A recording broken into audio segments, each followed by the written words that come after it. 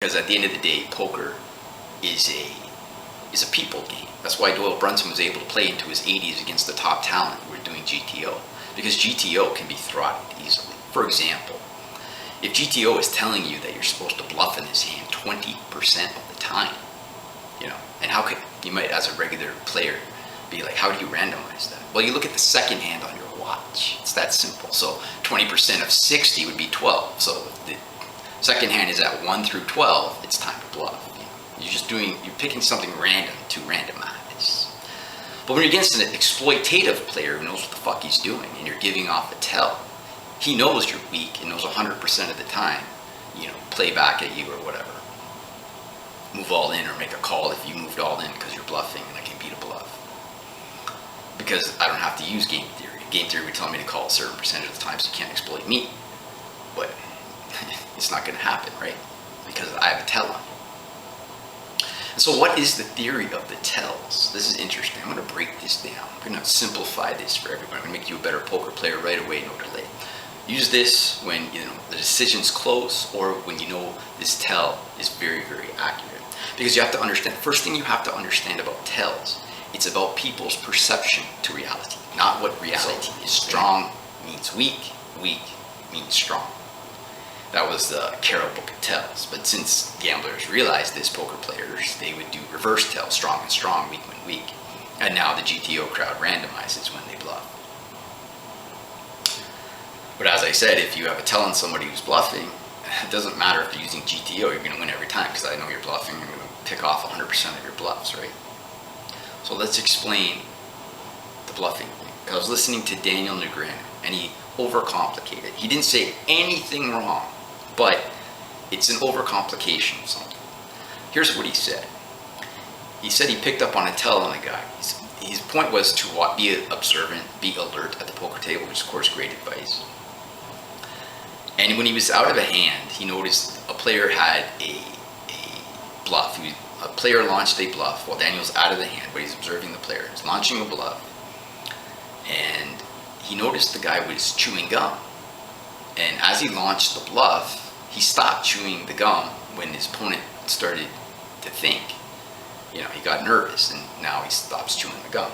And so Daniel realized, after seeing the bluff, that, hey, maybe this guy stops chewing his gum when he's bluffing. And so Daniel used the information stored in the back of his head. The next day when they were playing, he's in the hand with Daniel, launches another bluff, stops chewing the gum, Daniel calls, and Daniel picks off his bluff. And everything he did is right. In the art of war, they said, defend where you are strong, and then your enemy won't know where you're weak, won't know where to attack. Nuanced point. So, what was wrong with this thinking? Well, there was nothing wrong with this thinking, but it's overcomplicated, because the science tells us simply this. When a person, assuming they're not actors, and usually when they're actors, it's delayed. It's a delayed reaction. So once you start realizing these tells, you'll know when the tell comes into play. So you'll know when it's delayed. It's too late. So it's probably an act. But assuming it's not a reverse tell, it's not an act. Here's the science of tells. It's not strong when weak, weak when strong. It's not strong when strong, weak when weak. It's not none of these. It's simply this. If a person, we basically project two types of physical tells, either comfort or discomfort. If you're comfortable, then it's not a bluff, it's a made hand. And if you're not comfortable, it's a bluff.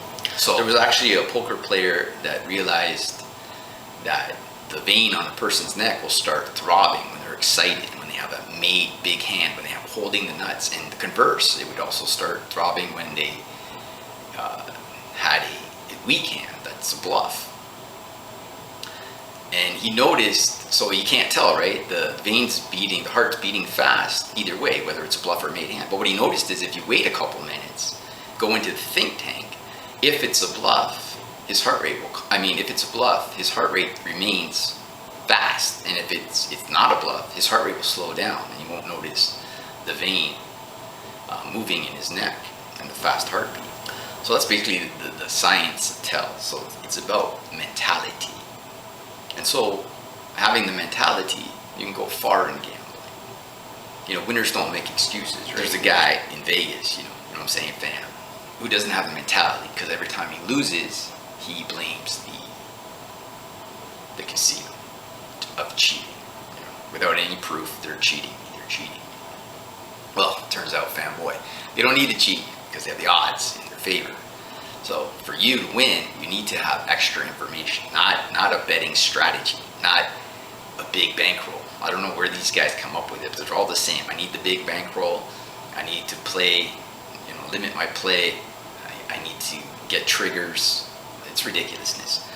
When Ivy beat the game of Baccarat, it was a simple strategy. We're going to turn the high cards, and that's all. That's all we need to do, turn the high cards.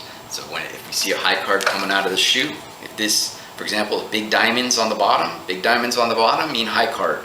You understand? Little diamonds mean small card. It's small, we bet banker. It's big, we bet player. Simple as that. And actually, Ivy went even above and beyond that and got them to deal out both cards before he made his choice.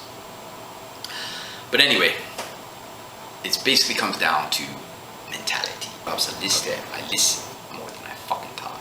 And now that might sound ironic to some of the people because they're like, one of my friends like to say, hey Rob, I got the talking stick. Okay, fine. But in general, Rob is a listener. And that's how Rob acquired some of the, let's say, controversial.